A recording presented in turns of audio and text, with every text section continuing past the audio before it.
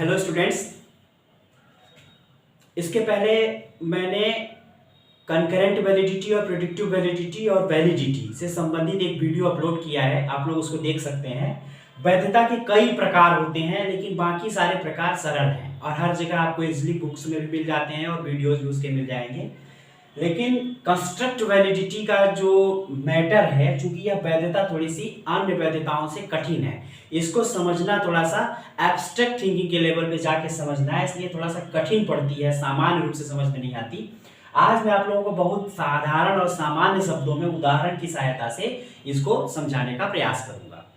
वैधता के सारे प्रकार इजीली आपको समझ में आते हैं, वैधता भी क्या है आसानी से समझ में आ जाती है। इसलिए इस वीडियो में सिर्फ मैं कंस्ट्रक्ट वैलिडिटी की बात करूंगा, सिर्फ एक ही वैधता के बारे में बताऊंगा। बाकी अगर आपको बाकी वैधता के बारे में प्रेडिक्टिव वैलिडिटी, करेंट वैलिडिटी और वैधता क्या है, वैलिडिटी क्या है, फेस वैलिडिटी, कंटेंट वैलिडिटी, इन सब के बारे में देखना है तो इसके पहले मैंने एक वीडियो अपलोड किया है, आप उसको देख सकते हैं। तो चलिए शुरू करते हैं, डायरेक्ट टॉपिक पे आते हैं। कंस्ट्रक्ट वैलिडिटी को आपको मैं सलाह दूंगा कि इसको सिर्फ कंस्ट्रक्ट वैलिडिटी के नाम से ही याद रखिए। अलग अलग हिंदी की किताबों में इसका नाम हिंदी में अलग अलग दिया हुआ है। इसको मैंने जहां से पढ़ा वहां पे अन्वय वैधता इसका नाम दिया हुआ है, लेकिन कोशिश आप करिए कि छोटा सा शब्द है कंस्ट्रक्ट वैलिडिटी, आप उसको कंस्ट्रक्ट वैलिडिटी ही याद रखिए। आप एक लाइन में हम लोग समझ लेते हैं कि वैलिडिटी क्या है ताकि आप कनेक्ट कर पाए। वैलिडिटी उसके पहले मैं बताया हूं, वैलिडिटी को कहते हैं वैधता। जब आप लोग रिचार्ज कराते हैं तो उसकी वैलिडिटी होती है कुछ 15 दिन 18 दिन, वही वाला ये वैधता है, लेकिन डिफिनीशन इसका यहाँ पे अलग है। वैधता का अंग्रेजी मीनिंग भी वही है, बोलेंगे भी वही, लेकिन यहाँ पे क्या है, वैधता जो है वो अलग अर्थ रखता है। क्या अर्थ रखता है वैधता? वैधता का अर्थ होता है कि इसका जो प्रयोग है शिक्षा शास्त्र में और मनोविज्ञान में परीक्षणों के ऊपर किया जाता है। सामान्य तौर पर अगर हम वैधता की बात करते हैं शिक्षा शास्त्र और मनोविज्ञान में, तो हम परीक्षण की वैधता की बात करते हैं। परीक्षण की वैधता का क्या मतलब है?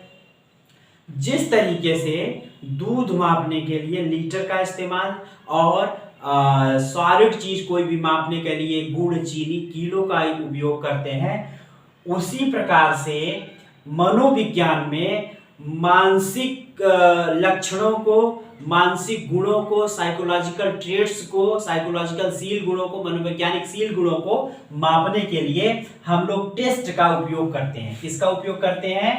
टेस्ट का। उन्हीं टेस्ट की वैलिडिटी होती है, उसी के संदर्भ में हम वैलिडिटी का उपयोग, शब्द का उपयोग करते हैं और उसको समझते हैं। तो ज्यादा इधर उधर ना जाते हुए वैलिडिटी को सिर्फ आप कनेक्ट करिए कि वैलिडिटी की बात अगर की जा रही है तो किसी न किसी टेस्ट की बात की जा रही है, किसी न किसी परीक्षण की बात की जा रही है, किसी न किसी मनोवैज्ञानिक परीक्षण की बात की जा रही है। तो जो मनोवैज्ञानिक परीक्षण है, उस मनोवैज्ञानिक परीक्षण में क्या होती है? बहुत सारी गुण होते हैं, क्वालिटीज होते हैं, और जो गुण होते हैं उसमें विश्वसनीयता, वैधता, मानक, वैज्ञानिकता, बहुत सारे क्वालिटीज होते हैं। लेकिन यहाँ पे हम सिर्फ बात करेंगे वैलिडिटी की, जो उसमें एक मुख्य गुण होता है, वैधता। तो वैधता है क्या? किसके संदर्भ में बात कर रहे हैं? टेस्ट के। तो मान लीजिए कोई टेस्ट आपने बनाया, किसके लिए बनाया? मान लीजिए डिप्रेशन मेजर करने के लिए आपके पास एक टेस्ट है, तो वह टेस्ट वैलिड है कि नहीं है, इसका पता कैसे चलेगा? इसका पता ऐसे चलेगा कि जो टेस्ट जिस मानसिक गुण को, साइकोलॉजिकल सील गुण को मापने के लिए बनाया गया है, वह उसी का मेजरमेंट जितनी गहराई से करता है उतनी उसकी वैधता होती है। फिर से समझते हैं। मान लीजिए कोई बुद्धि परीक्षण है, तो बुद्धि परीक्षण बुद्धि का ही परीक्षण करना चाहिए।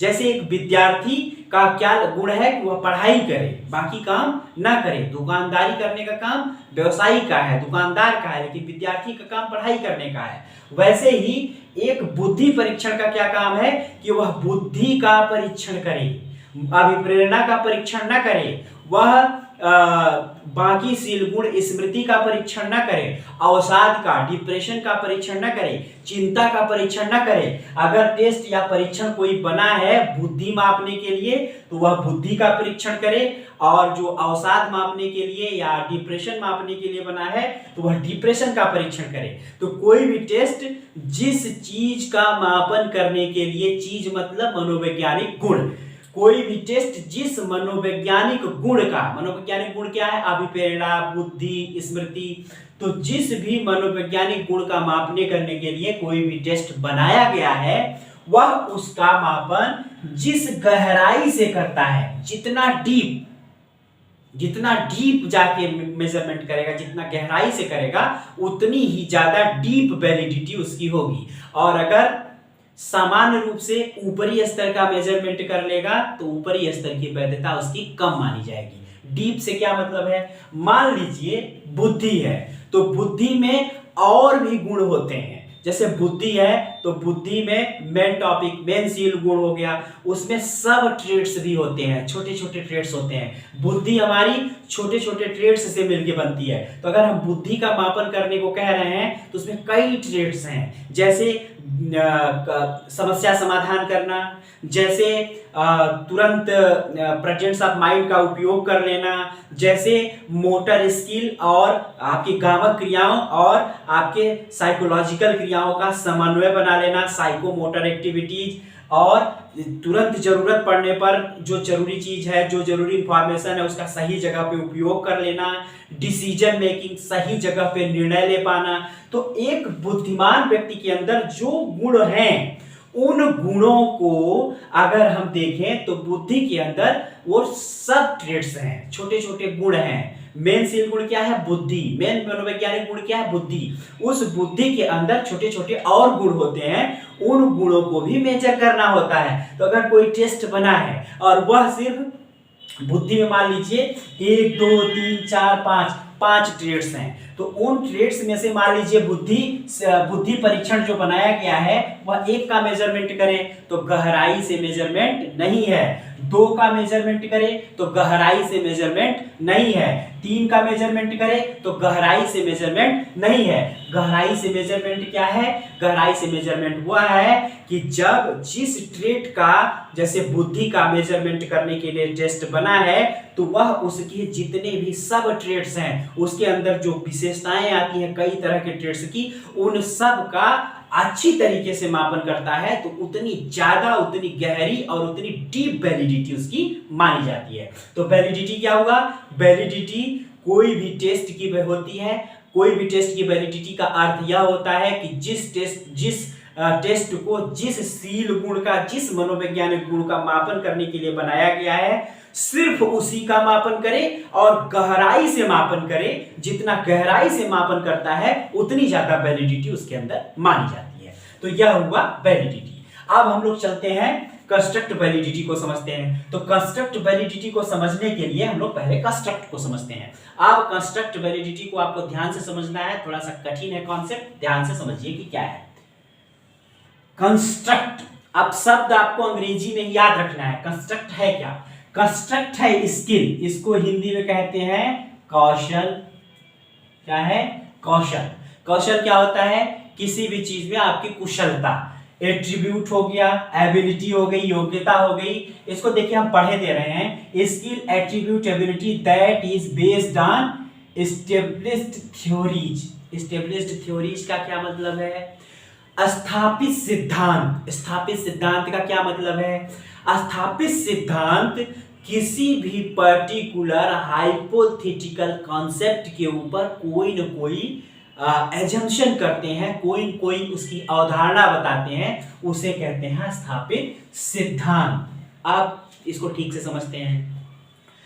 जैसे आप लोगों ने पढ़ा है बुद्धि के कुछ सिद्धांत हैं, सीखने के कुछ सिद्धांत हैं जो बताते हैं कि बुद्धि इस तरीके की होती है। क्यों बताते हैं, क्योंकि देखा गया है कि एक बुद्धिमान व्यक्ति यह लक्षण प्रदर्शित करता है। उन्हीं लक्षणों के आधार पर सिद्धांत बनाए गए और वह सर्वविदित रूप से मान्य है। जनरलाइज्ड है, सामान्यीकृत है, इसलिए उनको स्थापित सिद्धांत कहा जाता है। तो जो स्थापित सिद्धांत हैं, स्थापित सिद्धांत लक्षणों के आधार पर होते हैं, और जब उन लक्षणों को, जैसे कोई सिद्धांत है और उससे संबंधित अगर बात की जाती है तो उसके कोई न कोई संकेत होते हैं, कोई न कोई लक्षण होते हैं और वह उससे रिफ्लेक्ट होते हैं, वह उन्हें कहते हैं स्थापित सिद्धांत। तो क्या हुआ? Skill, attribute, ability that is based on established theories. Construct क्या कहलाता है? कंस्ट्रक्ट वह है जो स्थापित सिद्धांतों के ऊपर आधारित कौशल हैं, योग्यताएं हैं। स्थापित सिद्धांतों के ऊपर आधारित कौशल हैं। स्थापित सिद्धांत के ऊपर आधारित क्या? जैसे सीखने के सिद्धांत हैं। तो कैसे व्यक्ति सीखता है और सीख लेता है तो क्या होता है? जैसे सीखना की परिभाषा क्या है? अभ्यास और अनुभव से व्यवहार में होने वाला परिवर्तन। तो अभ्यास और अनुभव से व्यवहार में अगर परिवर्तन होगा तो वह क्या होगी? स्किल उसके अंदर आएगी, लर्न कर लेगा, उसके अंदर सीखने की योग्यता आएगी। तो क्या कहा गया है? कोई भी चीज अगर कोई व्यक्ति सीख लेता है, कोई भी बात सीख लेता है तो वह कुछ तरीके की विशेषताएं प्रकट करता है। वह विशेषताएं स्थापित सिद्धांतों में प्रदर्शित होती हैं, स्थापित सिद्धांतों में लिखी हुई हैं। जैसे सूज का सिद्धांत है, पेवलव का क्लासिकल कंडीशनिंग है, स्किनर का ऑपरेंट कंडीशनिंग है। स्किनर ने बताया है कि पुनर्बलन देने से प्रतिक्रिया की दर बढ़ती है। तो पुनर्बलन देने से प्रतिक्रिया की दर बढ़ती है अगर, तो यह एक स्थापित सिद्धांत है। स्थापित सिद्धांत तो क्या है? जो कंस्ट्रक्ट है वह स्थापित सिद्धांतों के पर आधारित योग्यता है, कौशल है। स्थापित सिद्धांतों पर आधारित योग्यता, कौशल और एट्रीब्यूट्स को, गुणों को कंस्ट्रक्ट कहते हैं। तो स्थापित सिद्धांतों पर क्या है आधारित? स्थापित सिद्धांतों पर आधारित है योग्यता। कैसी योग्यता? स्थापित सिद्धांत है सीखने का, और सीखने के सिद्धांत में पुनर्बलन का सिद्धांत स्थापित सिद्धांत है, और स्थापित सिद्धांत में जो पुनर्बलन का सिद्धांत है उससे सिखाने के बाद उससे संबंधित जो योग्यता है वह क्या है? कंस्ट्रक्ट है। यह ऑब्जर्व नहीं किया जा सकता, यह ऑब्जर्व नहीं किया जा सकता, देखा नहीं जा सकता। मान लीजिए क्या है कंस्ट्रक्ट? लर्निंग एक कंस्ट्रक्ट है जो पुनर्बलन के द्वारा हुई। पुनर्बलन क्या है? पुनर्बलन का एक सिद्धांत है जो स्थापित है। तो क्या है? लर्निंग क्या है? कंस्ट्रक्ट है। एक और एग्जांपल लेते हैं। बुद्धि क्या है? कंस्ट्रक्ट है। बुद्धि क्या है? कंस्ट्रक्ट है। अभिप्रेरणा क्या है? कंस्ट्रक्ट है। तो स्थापित सिद्धांत बुद्धि के क्या कहते हैं कि अगर कोई व्यक्ति बुद्धिमान माना जाएगा तो उसके अंदर तुरंत जवाब देने, हाजिर जवाबी होगा, तुरंत किसी बात का समाधान कर लेगा, डिसीजन मेकिंग उसके अंदर होगी। यह कौन बता रहा है? बुद्धि के सिद्धांत बता रहे हैं। कौन सिद्धांत बता रहे हैं? जो स्थापित हैं, प्रयोगों के आधार पर सिद्ध हैं और यूनिवर्सली मान्य हैं। उन स्थापित सिद्धांतों में एक योग्यता है बुद्धि। वह क्या है? कंस्ट्रक्ट है। चलिए, यह देखा नहीं जा सकता, बुद्धि को हम देख नहीं सकते। आगे क्या है? हाइपोथेटिकल कॉन्सेप्ट है, उनको हाइपोथेटिकल कॉन्सेप्ट है। हाइपोथेटिकल कॉन्सेप्ट का क्या मतलब है? परिकल्पनात्मक संप्रत्यय।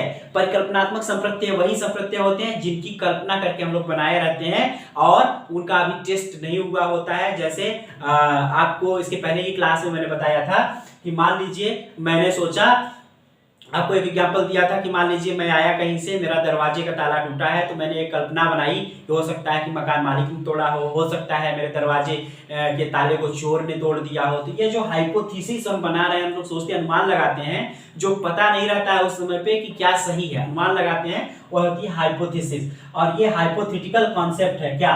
कंस्ट्रक्ट जो है वह हाइपोथेटिकल कॉन्सेप्ट है। इसको हम लोग पता कैसे करते हैं? जो प्रदर्शित करता है व्यक्ति या जो व्यवहार करता है उनके लक्षणों को देखकर हम उसके बारे में, कंस्ट्रक्ट के बारे में पता करते हैं। एक और उदाहरण लेते हैं। मान लीजिए डिप्रेशन है किसी व्यक्ति को, तो डिप्रेशन है तो उसके लक्षण क्या होंगे? वह बहुत ही गुमसुम सा बैठा रहेगा, किसी से बात नहीं करेगा। तो यह सब क्या है? लक्षण है। इन लक्षणों को कोई प्रदर्शित करेगा, इन संकेतों को प्रदर्शित करेगा, तो इन्हें क्या कहेंगे? Hypothetical concepts. हाइपोथेटिकल कॉन्सेप्ट्स हैं ये, और इन्हीं को क्या कहेंगे? कंस्ट्रक्ट कहेंगे। तो डिप्रेशन क्या है? कंस्ट्रक्ट है। डिप्रेशन से कुछ लक्षण उत्पन्न होते हैं, उन लक्षणों का ही हम लोग मेजरमेंट करते हैं। चलिए आगे देखते हैं क्या है। अब हम लोग बात करते हैं कंस्ट्रक्ट वैलिडिटी के ऊपर। तो कंस्ट्रक्ट आप लोग समझ गए होंगे। कंस्ट्रक्ट क्या है? हाइपोथेटिकल कॉन्सेप्ट है जिसको ऑब्जर्व नहीं किया जा सकता, जैसे बुद्धि, अभिप्रेरणा। ठीक, अब यह कैसे बने होते हैं? स्थापित सिद्धांतों के आधार पर बने होते हैं। साइकोलॉजिकल ट्रेट्स भी इनको कहते हैं, जैसे बुद्धि। ठीक, अब कंस्ट्रक्ट वैलिडिटी क्या है? तो वैलिडिटी तो आपको पता चल गया है। वैलिडिटी क्या है? जो चीज मेजर करने के लिए बनाई गई है वही अगर मेजर कर रहा है, वही लक्षण मेजर कर रहा है, वही ट्रेट मेजर कर रहा है, तो वह वैलिडिटी है। अब इसको हम लोग समझते हैं। कंस्ट्रक्ट वैलिडिटी क्या है? टेस्ट स्कोर थ्योरीज को रिफ्लेक्ट करे। तो थ्योरीज को कैसे रिफ्लेक्ट करेगा? थ्योरी के जो एजम्पशन है, अवधारणाएं हैं,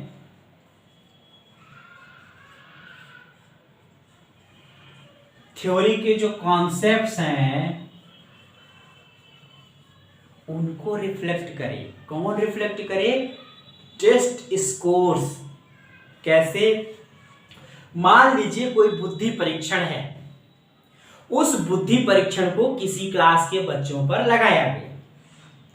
जब लगाया गया तो वहां पे मान लीजिए कई 100 बच्चे हैं। हम 5 का एग्जाम्पल लेते हैं, 1 2 3 4 5। टॉप 5 में बच्चे 99, 98, 97, 96, 95 इस तरीके से बच्चों ने स्कोर किया। हम टॉप 5 उठा लिए, ये टॉप 5 स्कोरर हैं। 100 बच्चों में 5 बच्चे इतना हाई स्कोर कर रहे हैं। क्या कह रहा है? टेस्ट स्कोर किस पे? टेस्ट स्कोर किस पे आया? बुद्धि परीक्षण पे। टेस्ट मतलब परीक्षण। परीक्षण कैसा? बुद्धि का परीक्षण। बुद्धि के परीक्षण पे हमने ये स्कोर्स प्राप्त किए। 100 बच्चों की क्लास में 5 बच्चे टॉप किए, जो उनके स्कोर्स हमने प्राप्त किए। तो यह स्कोर थ्योरीज को रिफ्लेक्ट करे। तो थ्योरीज को कैसे रिफ्लेक्ट करेंगे ये स्कोर?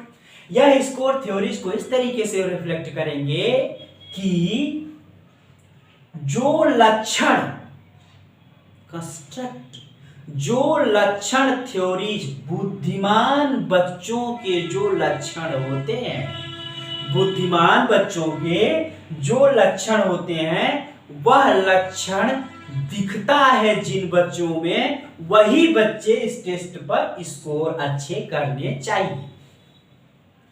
फिर से रिपीट कर रहे हैं। मान लीजिए ये 5 बच्चे,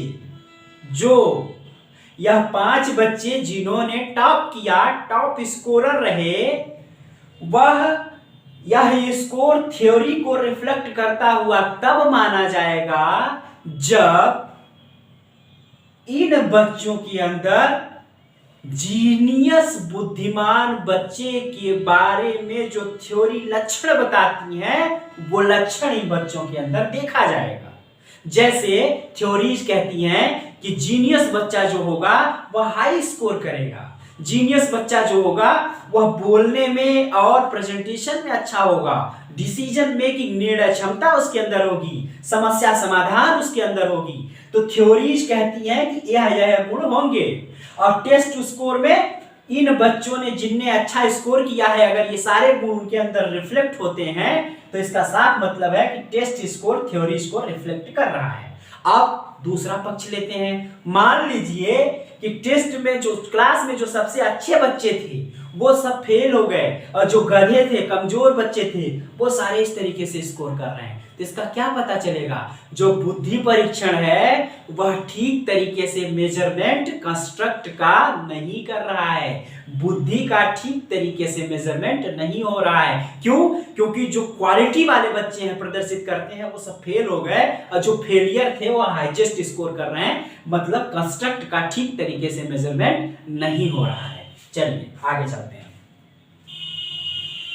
इस देखिए यहाँ पे वही जो मैं समझाया वही लिखा हुआ है कि स्कोर्स क्या लक्षणों से मैच करते हैं। लक्षण किस पे? थ्योरीज ने जो लक्षण बताए हैं। कैसे आपको पता कि जीनियस व्यक्ति यह व्यवहार करेगा? थ्योरीज ने बताया है आपको। कैसे पता कि जो व्यक्ति बुद्धिमान होता है वह अच्छा स्कोर करता है? थ्योरीज ने बताया है। इसका यह मतलब है तो वह स्थापित सिद्धांत है। तो स्कोर्स जो है वह क्या लक्षणों से मैच करते हैं। जो लक्षण बताया है थ्योरीज ने वह मैच कर रहे हैं। क्या स्कोर उन्हीं का ज्यादा आया है जिनके अंदर क्वालिटी के लक्षण है? उनके तो ज्यादा स्कोर नहीं आ गए जिनके अंदर लक्षण क्वालिटी के हैं ही नहीं। ध्यान रखिए। अब देखिए, अब लास्ट में हम आपको यह परिभाषा पढ़ के सुना रहे हैं और उसको आप लोग ध्यान से समझिएगा, आसानी से समझ जाएंगे। How well scores on the instrument. Instrument क्या है? टेस्ट। यह टेस्ट इंस्ट्रूमेंट है। इंस्ट्रूमेंट जैसे हम लोग कहे थे ना, दूध मापने के लिए लीटर इंस्ट्रूमेंट है, और चीनी गुड़ तौलने के लिए किलो इंस्ट्रूमेंट है। वैसे ही मनोविज्ञान में जो इंस्ट्रूमेंट होते हैं टेस्ट को कहते हैं, जिन टेस्ट की सहायता से मनोवैज्ञानिक शील गुणों का हम लोग मापन करते हैं।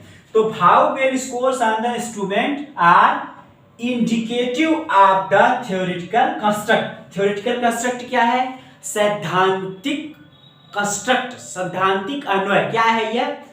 जो स्थापित सिद्धांतों के आधार पर साइकोलॉजिकल ट्रेट्स फिक्स हैं उन्हें कहते हैं थ्योरेटिकल कंस्ट्रक्ट। तो how well score on the test, test पर जो स्कोर आ रहे हैं वह थ्योरेटिकल कंस्ट्रक्ट को कितना बढ़िया तरीके से इंडिकेट करते हैं।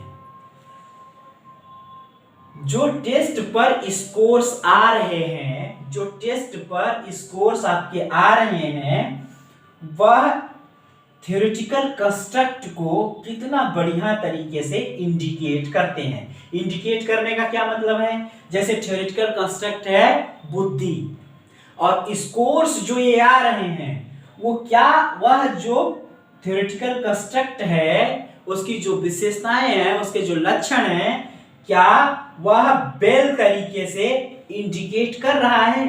इंडिकेट कब माना जाएगा? जब अच्छे बच्चे अच्छा स्कोर करें।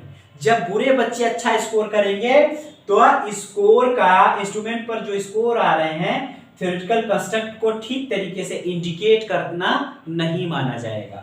ठीक, यहाँ पे हिंदी में एक लाइन मैंने लिखी है, मापन स्कोर्स के आधार पर बनाए गए अनुमानों की सटीकता।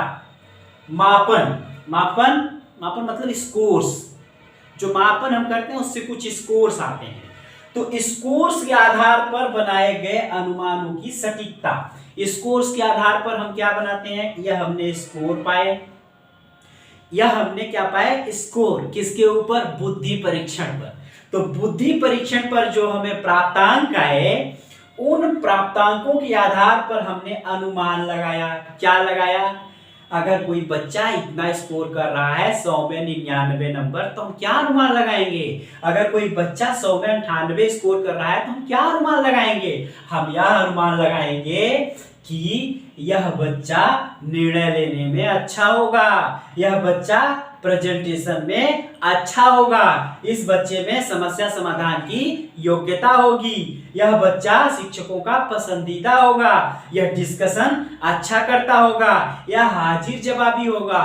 यह सब बुद्धिमान बच्चे के, जीनियस बच्चे के लक्षण हैं। तो स्कोर्स के आधार पर हमने जो अनुमान लगाया कि यह बच्चा इस तरीके का होगा, यह मैं जो अनुमान लगाया वह कितना सटीक है। क्या सच में यह बच्चा जो ऐसा स्कोर किया है वह सही, वह अच्छा बच्चा है? अगर अच्छा है क्लासरूम में तो क्या माना जाएगा कि कंस्ट्रक्ट वैलिडिटी उस टेस्ट में है, और नहीं होगा तो नहीं माना जाएगा। अब कंस्ट्रक्ट वैलिडिटी निकालने के लिए दो तरीके हैं, दो तरीकों का सहारा लिया जाता है। एक है कन्वर्जेंट और एक है डिस्क्रिमिनेंट। तो कन्वर्जेंट में क्या किया जाता है? सिमिलरिटी देखी जाती है, उसमें डिस्क्रिमिनेट किया जाता है, अलग किया जाता है। तो सिमिलरिटी का क्या मतलब है? जैसे मान लीजिए एक एग्जाम्पल से समझते हैं, एग्जाम्पल से एक समझते हैं। कोई व्यक्ति किसी मनोवैज्ञानिक के पास जाता है और वह क्लिनिक में जाने के बाद पूछता बताता है, उस जो मनोवैज्ञानिक होता है उससे पूछता है कि आपको भाई साहब क्या दिक्कत है, तो वह कहता है कि मुझे नींद नहीं आ रही है, मैं बहुत सोच रहा हूं, मुझे भूख नहीं लग रही है, मेरा मन उदास रहता है, इस तरीके की लक्षण वो 3-4 बताता है। तो मनोवैज्ञानिक को क्या समझ में आता है इंडिकेटिव रूप से कि उसे अवसाद है। अवसाद को अंग्रेजी में कहते हैं डिप्रेशन। डिप्रेशन आप लोग जानते होंगे, उसी को हिंदी में कहते हैं अवसाद। तो उसको क्या लगा मनोवैज्ञानिक को कि इस व्यक्ति को जो मेरी क्लिनिक में आया है उसे अवसाद है।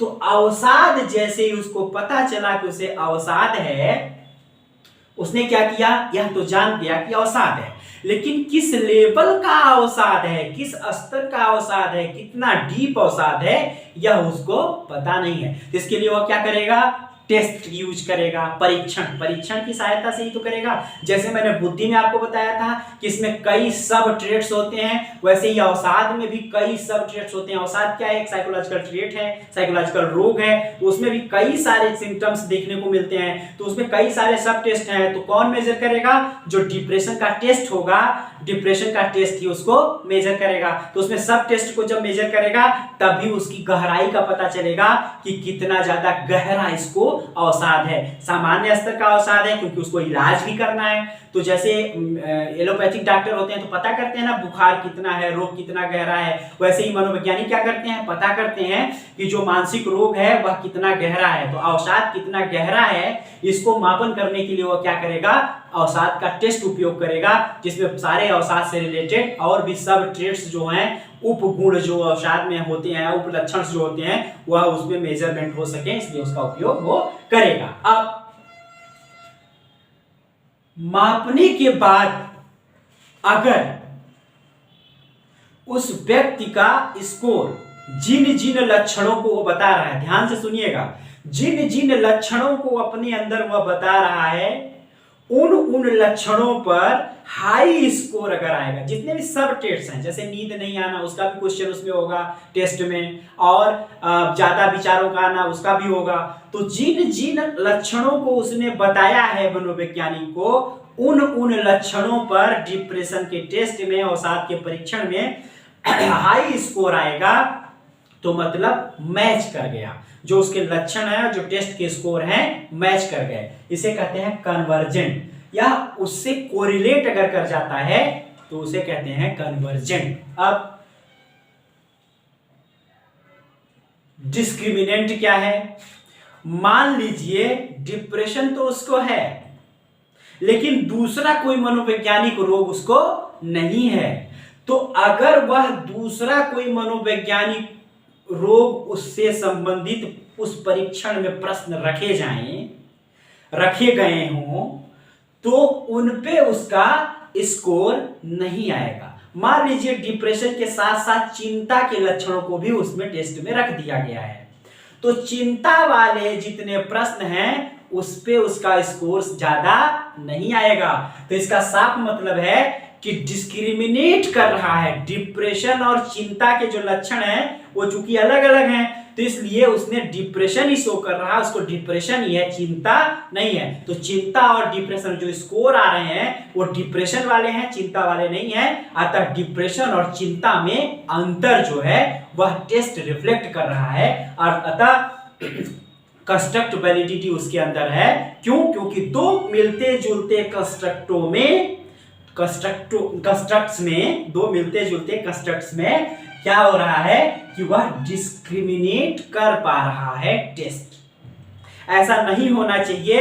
एक एग्जांपल और दे देते हैं कि बुद्धि का मापन करने वाला टेस्ट अभिप्रेरणा का मापन करने लगे, तो मतलब वह अंतर नहीं कर पा रहा है। उसमें discriminant validity, convergent construct validity की जो प्रकार है, डिस्क्रिमिनेंट, डिस्क्रिमिनेशन, विभेदन। आप लोग हिंदी अगर सोच रहे होंगे तो डिस्क्रिमिनेंट का होता है विभेदन वैधता, जो कंस्ट्रक्ट वैलिडिटी या अन्वय वैधता का एक प्रकार है।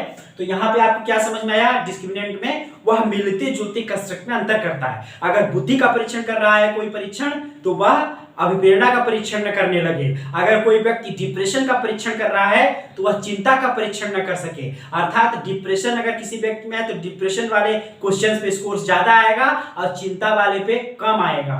इसका साफ मतलब है। एक और उदाहरण ले लेते हैं। मान लीजिए दो ग्रुप बनाए गए, एक ग्रुप और दो ग्रुप।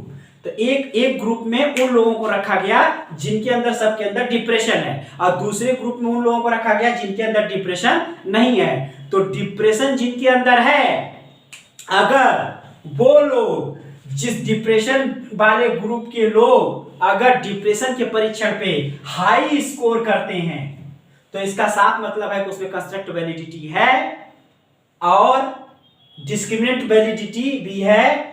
और अगर जो दूसरा ग्रुप है उसमें डिप्रेशन वाले लोग नहीं हैं और अगर वो लोग लो स्कोर करते हैं, कम स्कोर करते हैं, तो इसका साफ मतलब पता चलता है कि इस कंस्ट्रक्ट वैलिडिटी में डिस्क्रिमिनेंट वैलिडिटी है, क्योंकि डिप्रेशन जिनको है वो हाई स्कोर कर रहे हैं और जिनको डिप्रेशन नहीं है वो लो स्कोर कर रहे हैं। दो ग्रुप पर उसी परीक्षण को करने के बाद ये परिणाम प्राप्त होता है। कहते हैं कि इसमें विभेदन वैधता अच्छे तरीके से है। तो इसमें दोनों तरीके की कन्वर्जेंट जो कोरिलेटेड वैधता है, कन्वर्जेंट में समान देखा जाता है। अगर जो स्कोर्स आ रहे हैं और जो लक्षण व्यक्ति बता रहा है, जो स्थापित सिद्धांतों के आधार पर लक्षण हैं, अगर वो मैच करते हैं स्कोर से, तो उसे कहते हैं कन्वर्जेंट डेटा। तो कंस्ट्रक्ट वैलिडिटी निकालने के लिए वह कन्वर्जेंट तरीका है जिसमें संबंधित मापन होता है, संबंधित किया जाता है, उसको कोरिलेट किया जाता है। और डिस्क्रिमिनेंट वैलिडिटी क्या होता है, इसमें डिस्क्रिमिनेट किया जाता है वही लोगों का हाई स्कोर आना चाहिए किसी भी कंस्ट्रक्ट पर, किसी भी हाइपोथेटिकल कंस्ट्रक्ट पर, किसी भी मनोवैज्ञानिक गुण पर जो उससे संबंधित लक्षण बता रहे हैं, और उनका कम स्कोर आना चाहिए जिनके अंदर वो चीज नहीं है। तो इस तरीके से कंस्ट्रक्ट वैलिडिटी होती है। तो आप इसको बहुत अच्छे तरीके से रिमाइंड करके रखिए और आप पीछे जाके इसको बैक जाके और ठीक तरीके से जितनी चीजें मैंने बताई हैं अगर इसको बार बार देख लेंगे तो हो सकता है कि एक बार में बताने पर कॉन्सेप्ट आपको दिमाग से निकल जाए। तुरंत कई बार होता है, समझ में आता है, लेकिन बाद में कॉन्सेप्ट दिमाग से निकल जाता है। अगर निकल रहा है तो उसको पीछे जाके रिवाइंड करके आप देख सकते हैं इसको पूरे को। और मुझे लगता है कि कंस्ट्रक्ट वैलिडिटी को जितने उदाहरण के तरीके से मैंने समझाया, अगर ठीक तरीके से आप इसको शून्य बस लेंगे तो आपको भविष्य में कभी भी भूलेगा नहीं। क्योंकि ये थोड़ा सा कठिन कॉन्सेप्ट है, इसलिए इसको मैंने समराइज करके और थोड़ा सा यूजर फ्रेंडली, स्टूडेंट फ्रेंडली बनाने का प्रयास किया है कि ताकि आप इसको समझ के और परीक्षा में अच्छे से लिख सकें। बाकी वैधता के प्रकारों पर वीडियो इसके पहले मैंने उसमें डाला था। चलिए, थैंक यू।